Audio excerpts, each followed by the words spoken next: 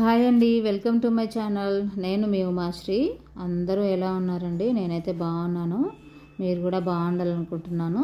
First time నా channel చూసే వాళ్ళైతే ప్లీజ్ సబ్స్క్రైబ్ చేసుకోండి ఛానల్ని. అలాగే వీడియో నచ్చితే లైక్ కూడా చేయండి, మీ ఫ్రెండ్స్కి కూడా షేర్ చేయండి. ఇది వచ్చేసి మంగళవారం రోజు లాగ్ అండి. మండే రోజు లాగ్ పంపించాను కదా ఆల్రెడీ.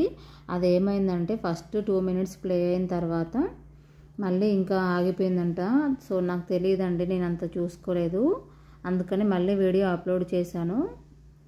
బ్లర్ అయిన వీడియో ఒకటి కొద్ది రోజుల తర్వాత డిలీట్ చేస్తానండి, ఎందుకంటే అది నాకు అసలు తెలియలేదు కూడా. పాపం చూసే వాళ్ళు కూడా 2 minutes చూసేసి వదిలేశారు, నాకు అంత గమనించలేదు.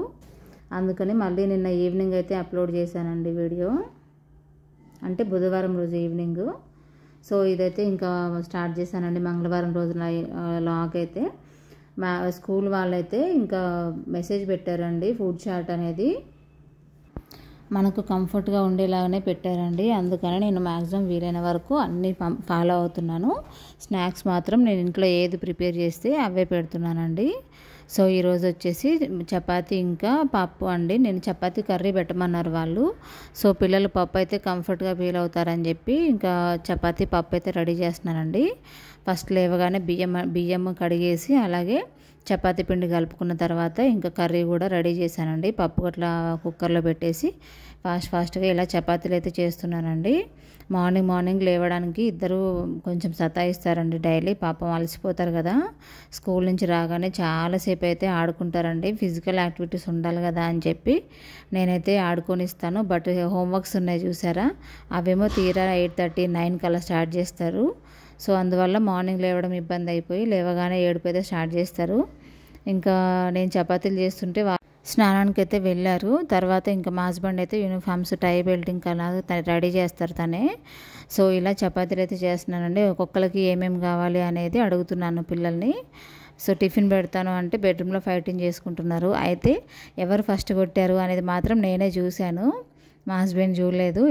ఎవరు ఫైటింగ్ స్టార్ట్ చేశారు అని అడిగితే చిన్నోడు స్టార్ట్ చేశాడు. నాకు ఆ విషయం తెలుసు అనమాట.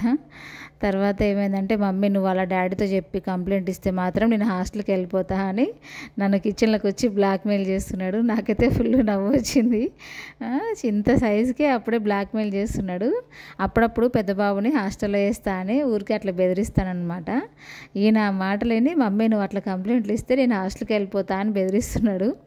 ఇంకా పిల్లలకి ఫాస్ట్గా లంచ్ పెట్టేసి లంచ్ బాక్స్ రెడీ చేసి ముగ్గురినైతే ఇలా బాయ్ చెప్పేశానండి. ఇంకా తర్వాత నాకు కూడా ఆకలేస్తుంది బాగా. మామూలుగా తొందరగా లేచినట్టయితే నేను చపాతీ కొంచెం చేసుకుంటూ తింటాను. బట్ ఈరోజు కుదరదు కదా, ఇంకా టైం బరీలో.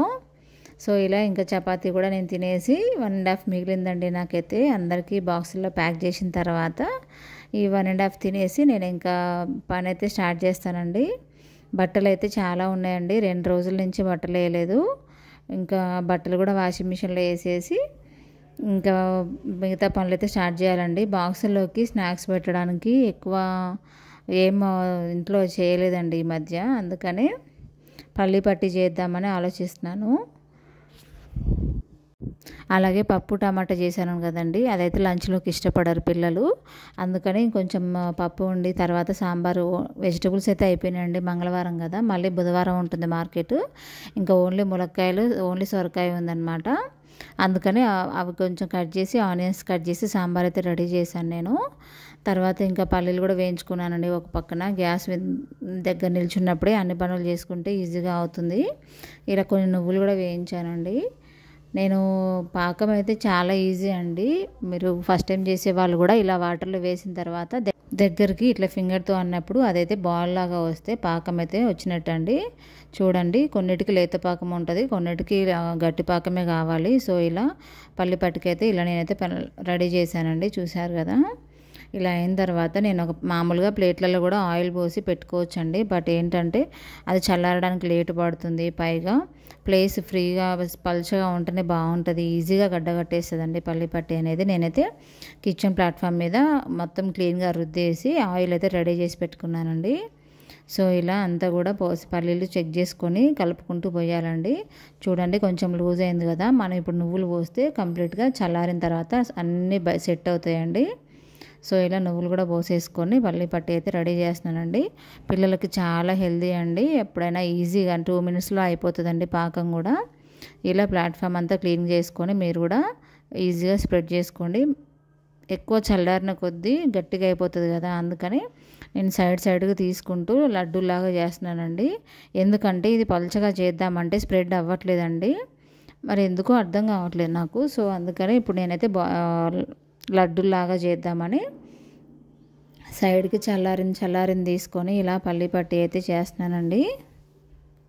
మీకు రాని వాళ్ళు కూడా ఇలా చేసుకోండి, పెద్ద ప్రాబ్లం ఏమి ఉండదు. ఎందుకంటే కొంచెం వేడిగా ఉంది కాబట్టి ఈజీగా ముద్దల్లాగా అయిపోతే లడ్డూల్లాగా చేయొచ్చు.